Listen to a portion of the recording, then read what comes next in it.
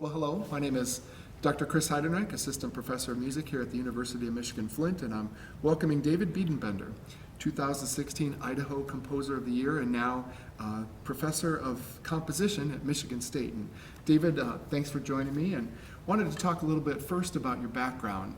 I think you're part of a generation of composers that kind of lived and breathed in a band room. And I think that we're seeing those composers in a lot of different places now, and I think you represent one of those. Talk a little bit about your background and what bands meant to you. Sure. So I started playing trumpet in 7th grade, and I wasn't very good. So my band director switched me to euphonium, which was a very serendipitous thing, because it just kind of clicked for me. I found it to be kind of a natural fit, and so as a freshman in high school, I switched to euphonium, and it went really well. I played in the wind ensemble and in the marching band, became drum major, ended up playing bass trombone and tuba, and played in the jazz band and in pit orchestra. I also picked up electric bass and started playing in the jazz band as well on bass. And so a lot of my time in high school was spent in the band room, playing in all of the different ensembles, taking up all the different opportunities that I could. I also started doing some arranging, mainly for church, arranging hymns for like a brass quartet or quintet. And around my junior year, those arrangements started to get a little bit different, a little bit more adventurous. And David Gillingham, I grew up in Mount Pleasant, Michigan. David Gillingham, who is a professor of composition at Central Michigan University, his daughter was in high school with me, Amy. And so she was my section leader in marching band, and I got to, I met David pretty early on and didn't realize how special it was to be able to meet, a composer like that. He came in and worked with my high school band on Be Thou My Vision. And there's this big euphonium solo. Yes, there is. And it was really, really inspiring. It really just kind of changed my world to work with a composer. I ended up kind of paying more attention to the events that were happening just a few blocks away. We played a few more of his pieces while I was in high school. And my senior year, I went to hear a guest lecture by Augusta Reed Thomas at Central Michigan. And it was incredible to hear a composer talk about their work, and she was very eloquent, and it got me really thinking about what would happen if I were to try writing. So I'd been doing all of these arrangements and a lot of hymn tunes, as I mentioned, and I, as a senior in high school, tried turning that into a piece. I had this idea to turn it into a piece called Reflections on the Passion. It was a 13.5-minute piece, kind of chronologically pretty going ambitious. going through chronologically the Passion Week, the Easter and Good Friday, and used a lot of hymn tunes. It had every idea I had ever had in it, and my transitions were mediocre at best. But I wrote this and took it to David Gillingham, and he gave me some suggestions and was, I think, eager to work with me. And it turned out that he asked me to come work with him at CMU, and I did. My high school band director was really supportive, Matt Tatum. He allowed me to conduct the premiere of the piece, and that's what really got me into composing. So I studied with David at CMU, and then working with some great high school band directors kind of nurtured that interest in composing for me. Let me ask you about mentors. Yeah. You've mentioned David Gillingham. I know that you've studied with Michael Doherty. Who else has been one of those people that has influenced David Biedenbender in his composition and where you are today? Well, all of my teachers, are now kind of the voices in my head when I compose, and I'm incredibly grateful to all of them. I've worked with Michael Doherty, Bright Sheng, Kristen Custer, Evan Chambers, David Gillingham, Jose Martua, and I've also had the privilege of working with several different composers for very short periods of time. I had some lessons with Stephen Stuckey, who is incredibly supportive and helpful. Anders Hillborg, a Swedish composer who's fantastic, and a very interesting lesson during a game of tennis with him, actually. On composing. On composing, of Go course. ahead, tell that story. So I studied with him in Sweden, in Uppsala at the Advanced Collegium, and we were talking about tennis, as I guess one does in Sweden, and it turns out he's very good at tennis, and I'm quite mediocre. So I offered to play with him, not really knowing his ability level, but I show up at the court and found out very quickly that his serve was quite good. Okay. But we ended up kind of having a great lesson on tennis. I learned a lot about tennis from him and a lot about composition. And one of the things that he asked me or told me during that was, he said, "David, what have you always wanted to do musically? Like, what's just a risk that you have always wanted to take?" And I kind of described this to him, and he said, "Do it." And it was very simple. It was this kind of like, while he was just completely annihilating me at tennis, it was this kind of like permission from someone who I admired to do what it was that I wanted to do in my music. And it was a simple lesson that I hadn't learned from a teacher yet, and it was really, really profound for me. So. Let me ask you about composing. I know some people dedicate a certain amount of time every day, and this is what I'm going to do. And I know some people are a lot more random. Looking through your list of works, it seems like you're inspired by events, not only personally, but also things that happen in the world. So how do you approach composing? Sure. So it used to be, in fact, when I first got started, the piece that I wrote, Reflections on the Passion, was something I wrote, in a mad composing dash over the course of 2 weeks, kind of 12 to 18-hour days taking place, sometime mostly in the middle of the night. And as I went through grad school, that was kind of my modus operandi, was to compose whenever I felt inspired, and I felt that feeling inspired would be the best time to write. And that's changed a bit. As I have a more regular schedule now, teaching and a family, I've found that holding myself to a more regular schedule actually is a great way to find inspiration regularly. So I write every day, try to write every day at least. In fact, I tell my students often, if you write one note that day, you've written that day. And more importantly, when you sit down the next day, it's a lot easier to sit down having the thought in your mind that you wrote yesterday, even one note, than having written nothing at all.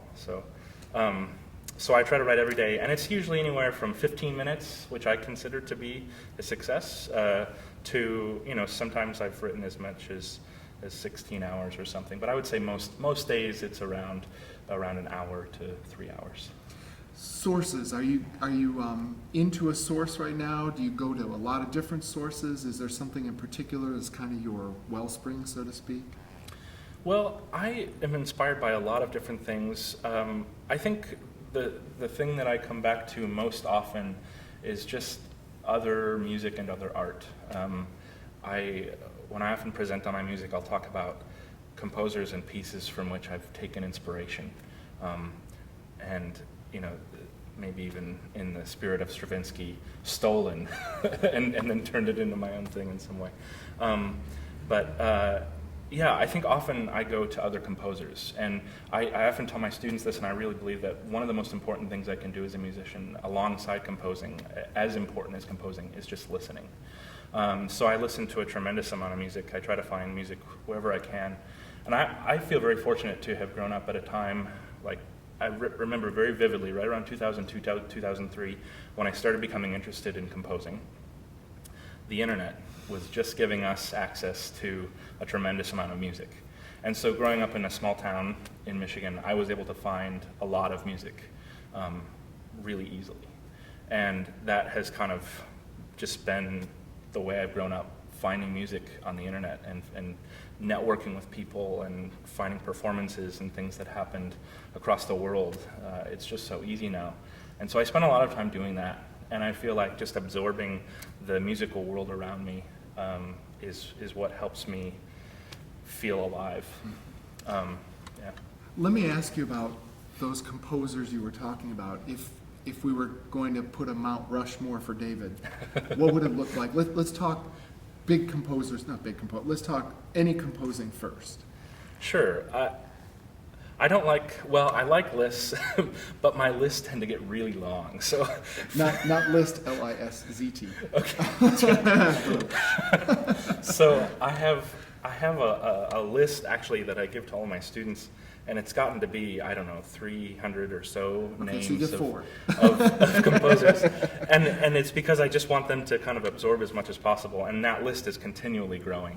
But for me, you know, the composers that I come back to a lot, and I may do just a few more than 4 if you don't mind, but you know, Bach, I think I'm kind of continually inspired by just the craft and the beauty, structure of his music. I play Bach chorales pretty often at the piano. It's just a way to kind of get my mind warmed up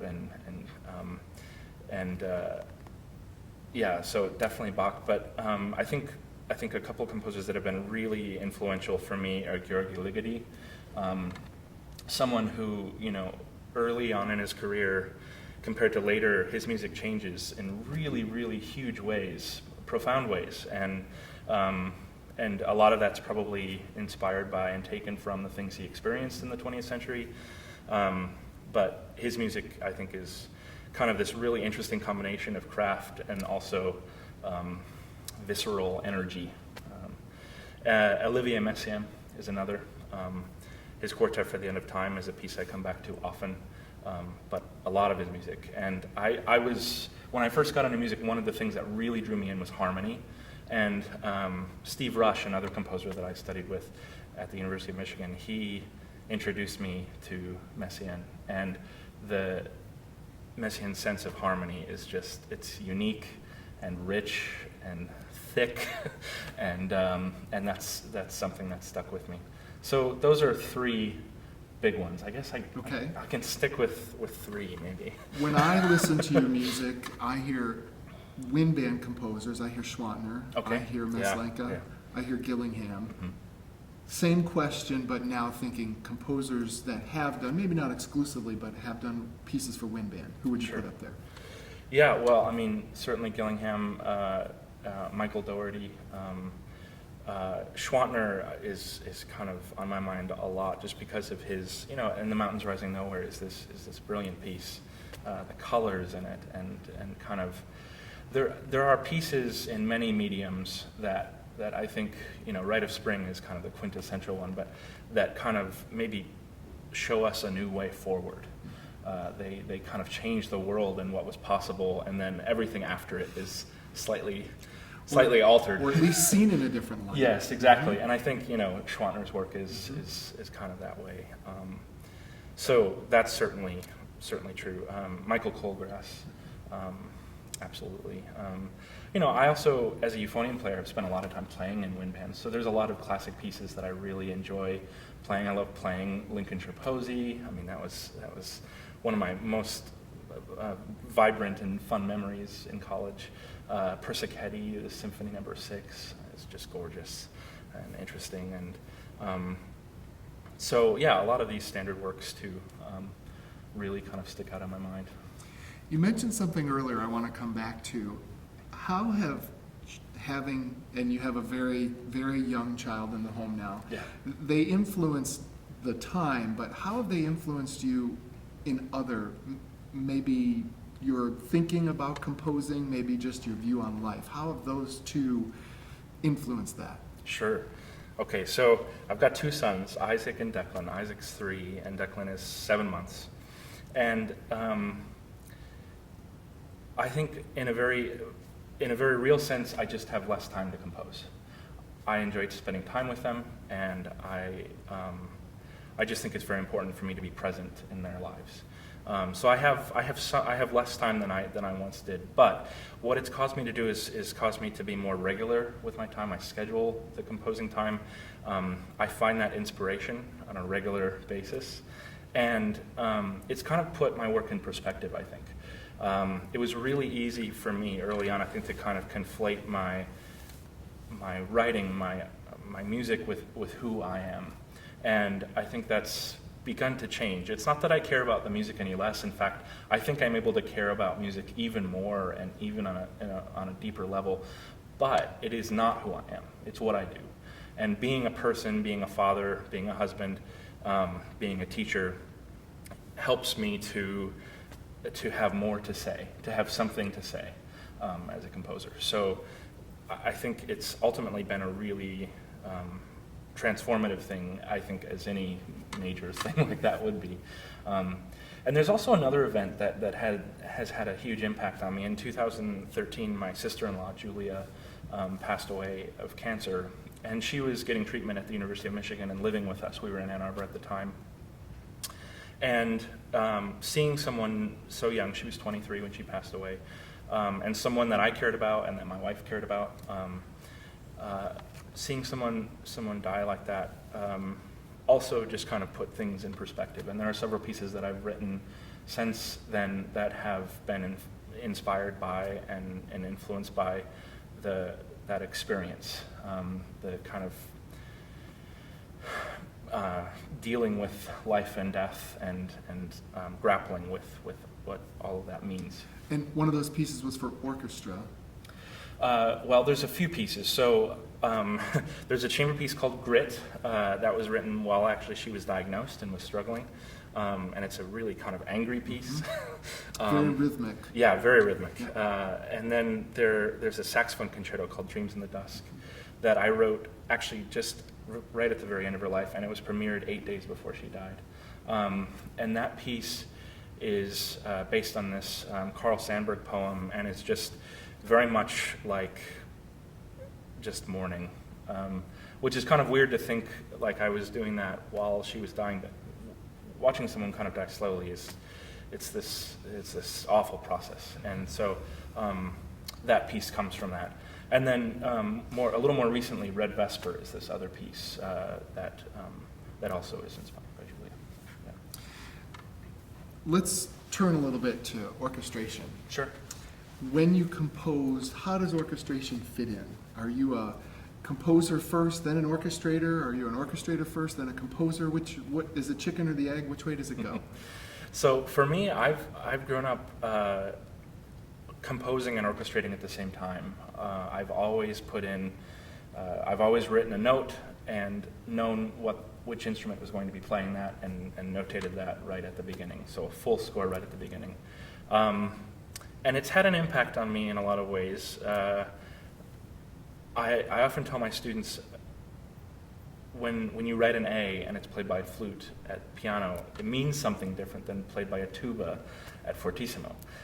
So you need to be thinking about the meaning of your notes, and that I think is really something that I'm kind of conscious of at all times. What are the meaning of the notes that I'm writing? And the meaning is half or more of that is wrapped up into who's playing them, what timbre, what color is there. So I think about the orchestration and about who's playing those notes a lot. Although I have had a lot of teachers that go to short score and will orchestrate later, and there is part of me that's started to do a little bit of a hybrid, where I'll kind of write something out, get the idea down, the notes down, and then flesh out the orchestration in more detail a little bit later. Where do you think that came from, that idea of knowing where the note is going to be played as you put it down on paper? For me, the process of composing is like this kind of dramatic visual process. So when I wrote my first piece, I was imagining my high school band, more importantly, the people I knew around me playing it. And so when I was writing for the saxophones or for the horns or for the tuba, or for the flutes, these were people that I was writing for. And so knowing their sound and who they were and what they could do and the character that they were going to bring to their part, all of that played a role for me. And that has continued to be the case. I love writing. Like, I actually write quite often for soloists, for concerti, sonata sort of pieces. And the reason is because I love that kind of close collaboration with a specific person, with getting to know them as a player, getting to know them musically, and then writing a piece that allows their personality to kind of come through in the music. And so for me, I think when I think about sound, it's sound coming from a person. And so knowing who and what and how they're making that sound is really important to me, and that's why I think orchestration is part of the process of composition, because I'm thinking about how these people are making these sounds and who and what that all kind of brings to the sound itself. Do you think that is what makes you different than other composers? Is that what gives you your voice? I don't know. I haven't thought about it very much. It's just natural to me. It's what I love. I mean, when I write something and I sit down with an ensemble or a player for the first time, that's what gives me the shivers, like the really excited feeling when I get to actually hear that person turn those notes on the page into music. I don't know if that sets me apart, because I think there's probably a lot of composers that feel similarly, I guess. I don't know. I mean, I've certainly heard different perspectives, but for me, that's enough, just to know that that's what makes me tick. I don't know what makes everyone else tick. So. Your music there's elements that are very strong rhythmically, and then you like to layer that with long phrases. And when we've collaborated, you remind me of that continually. So in my score, I write notes about long phrase, long phrase, long phrase. Talk a little bit about that. Where in rehearsal we never got a chance to, and I've always wondered where that came from. And I know it's a goal, but at the same time, I'm just curious about what inspires that. Where maybe is it part of the composition process for you? But what brings that on? Where does that long idea come from? So my guess is I guess when I'm thinking about composing, probably some of that comes from my experience as a performer. As an electric bass player, I think about groove and about bass lines and harmonies a lot, like anchoring the harmonies. I played a lot in jazz bands and rock groups, and so rhythm is kind of always on my mind. I love listening to just a great jazz drummer and just basking in the amazing kind of pulse, but then the twists and turns that come along with it. But I'm also a euphonium player, and euphonium, I think, is an instrument that gets a lot of melodies. It's kind of the tenor of the wind band, and so I love these kind of just beautiful singing melodies. And when I think about melody, I often think about melody as something that's sung, although sometimes when I'm trying to get my students out of their box, and when I'm trying to get myself out of the box, some of the singing that I do can be kind of weird too. So singing doesn't necessarily just mean this kind of bel canto thing. It can also mean kind of weird, strange sorts of singing. I hear that in your music too. It's almost like an improvisation type singing. I don't want to say scat, but it's got that element to it. Well, part of my process, I actually sit down at the piano and record a lot, and I also sing a lot. These are not available publicly and never will be. But a fair amount of my work is, at least in its first draft, is a version of me transcribing my own improvisation, and then from there kind of doing some editing. But there are many of my works that started as an improvisation that I simply transcribed, and then I was like, well, that was how that came out, and I'll turn it into something a little more, refined and orchestrate and do all that. But the improvisation is the initial part of the process for me. So when I work with groups, there are a few things that come to mind, and it's different for each piece. But rhythm is certainly this. The pulse and the twists and turns. Rhythm is often where I feel it in my chest. It's this visceral thing. When you set up expectations rhythmically, you can also change someone's expectations. I was just going to ask that next question, because you love to do that. Yeah. You'll set a groove out and then throw everybody off by just displacing it a beat. And in the first rehearsals, right, it throws everybody off, even the musicians. But I really, that's something that I love, and I do think that comes from listening to a lot of jazz and rock. But then my sense of melody. There's lots of great melodists, but for me, I think melody often becomes these threads that wind, and it becomes often the thing that our ears are drawn to most. But it's the thread that kind of pulls everything together, and can take us from beginning to end. So I think a lot about Wagner and Richard Strauss and Mahler and these melodies that can go on for days and days. And I don't know if I do that, but that is always kind of in the back of my mind, that these melodies can draw us in and take us along and take us on this journey for long periods of time. And so this combination of rhythm and melody, sometimes I find in rehearsals, the tendency can be to focus on one or the other. And the rhythm oftentimes gets most attention because that's the one that's most, I think, it takes the most just technical time. I've always felt bands do that best. Yes. It's one of the reasons I really love working with bands, because they'll take the time and really play something pretty complicated. You can do mixed meters and syncopations and strange things, and they'll take the time to learn it and just make sure it's tight. But along with that, there can be something like a melody over top of it that can't be forgotten either. And so oftentimes one of the comments that I'll make in rehearsal is just, that's a melody. Play it like one, Sometimes I think we need to give permission to ourselves to like, oh yeah, I know how to play melodies, and that's right, this is a melody. I guess I should play that like a melody. I think, though, it's the juxtaposition of the two. Yeah. And I think we get caught in the rhythmic, Yeah. so we forget that underneath we have this long line that progresses. And I think we as directors, conductors, get distracted, so Sure. to speak, and we don't ask our students to do that. Yeah. So let me ask you, orchestra, chamber music, jazz, solo, choral, electroacoustic, multimedia, what's your favorite? Which one do you enjoy composing for the most? Whatever I'm working on right now. That's great. My roots are, and I grew up in band, and I'm tremendously grateful to my mentors, to the people that gave me opportunities, and to this medium that from which I learned so much. And so I will continue and love writing music for winds. But I will say that I've found over time that I think my work is stronger when I don't focus on any particular medium for too long. So I kind of set a self goal that I won't write for more than one particular ensemble more than about once a year. And I find that I will write a better band piece if I just wrote a string quartet and a choral piece before that. Because when I write for those other mediums, I do a lot of studying, so it brings a whole other group of composers and repertoire into my thinking.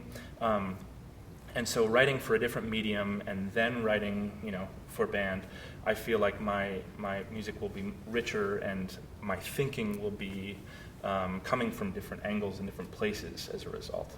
So I very consciously cultivate and take on projects that will artistically push me in various directions. So it might not be a fair question. You've just moved from Idaho to Michigan. You have a new addition to the family, but what's the latest project? So I'm just kind of finishing up a cello piece, cello and piano. That was a commission from the Idaho Music Teachers Association for a good friend of mine, Brian Hodges, and his wife Betsy. I've got a lot of stuff on the plate, and I tend to start multiple pieces at the same time and kind of be working on several pieces at once until I reach kind of a critical mass point with one, and then I dedicate most of my time to that. But this cello piece, I've also been working on a clarinet sonata. That's a consortium commission. I've been working on that a lot this summer, and I should be wrapping that up in the next few weeks. Sonata for clarinet and piano. Mm-hmm. And the cello work is for? Cello and piano. Okay. Yeah. And then this fall, I've got a busy fall, a lot of music to write. I'm going to be writing a choral piece for the New York Virtuoso Singers, a fairly short, 7-minute or so piece for the Michigan State University Wind Symphony. Kevin Sedetol has asked me to write for the CBDNA conference coming up, and I'm just incredibly excited to work with him and that group and have a premiere there. That deadline's going to be getting here pretty soon. Yeah, very soon. Very soon. Let's see. Oh, and then one other piece for this winter, a group called Y Music in New York City. They actually have done. It's a sextet: flute, clarinet, trumpet, violin, viola, and cello. And they've done a lot of different things. I mean, they've commissioned and done composers' works, but they've also worked with Ben Folds 5 and kind of singer-songwriters, and so they do a lot of really interesting projects, and I'm going to be doing a piece for them in February as well. So yeah, there are a lot of things on your plate. Yeah. But I like That's to stay busy. I kind of jump from one piece to the next, and moving and changing diapers. Yes, and that's doing all the other things. all that stuff. Exactly. So two very random questions. Yeah. Talk a little bit about brain data. So one of the things I love about being a composer and having studied at the University of Michigan, and now about teaching and being in academia, is that I'm surrounded by people that are doing interesting things that sometimes relate to what I'm doing and sometimes don't. But sometimes it's fun to kind of see if they can relate. So one of the projects that I did while I was a doctoral student, I found this collaborator, Robert Alexander, who's just an incredible human being, very inspiring, and has made me a better artist and a better person. He has done a lot of work sonifying data. He's done work for NASA, and his doctoral work is in sonification. But we found ourselves collaborating at Interlochen back in 2009, and he was doing a live electronics while I was doing improvisation at the piano. So we first got started that way, and we learned to trust each other and became friends. That turned into a large-scale collaboration. We were co-directors of this thing called the Mind Ensemble, Music and Neural Dimensions. And we were taking these EEG headsets and taking the live data and turning that into music using a program called Max MSP. So it's one of many kinds of projects that sonify data. Lots of composers and sound artists around the world are doing this kind of work, but this was our particular take on it, and it was a lot of fun, and it took it just enriched my perspective on music and what sound and kind of relationship between sound and science could be. So just from the improvisation stage, or did a piece come from this? So we actually did several different things, one of which was this 45, 50-minute multimedia performance that involved, so the performers would wear these headsets, and then the data coming from their brain would create visualization and music. One of the pieces that I kind of conceived was this improvisatory piece where the flute player would wear the headset, and data from her brain would create this evolving texture, and so as she got more excited and was more engaged in the performance, the texture would change, and then she was also improvising over top of that, and then the sound of her improvisation was also processed by her own brain data. So it was kind of an improvisation with herself, in a sense. Yeah. And last question, Indian Carnatic music? Yes, Carnatic music. So in 2010, this is another thing I owe to Steve Rush, one of my mentors. He takes a group of students over to India each summer, and they study Carnatic music. And I had the chance to go along and studied the mridangam, which is the South Indian Carnatic equivalent of the tabla. Both sides it's one drum as opposed to two drums, and you play both sides. And this study of Carnatic music and the way they think about rhythm was also very influential in my work. I don't know if Messiaen and Debussy studied Indian music, and although it may not sound kind of to our ears Indian per se, it may not sound Carnatic, you can see the relationship between, especially in Messiaen, the way he's thinking about rhythm and the way that Carnatic musicians think about rhythm.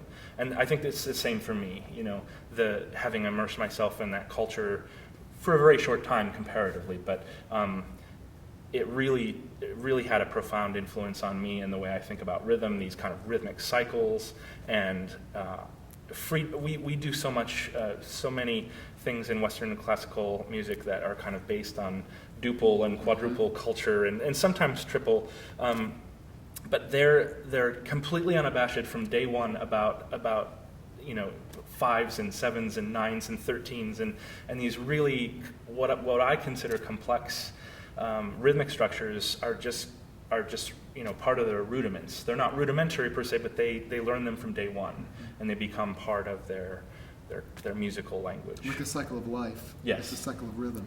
Absolutely.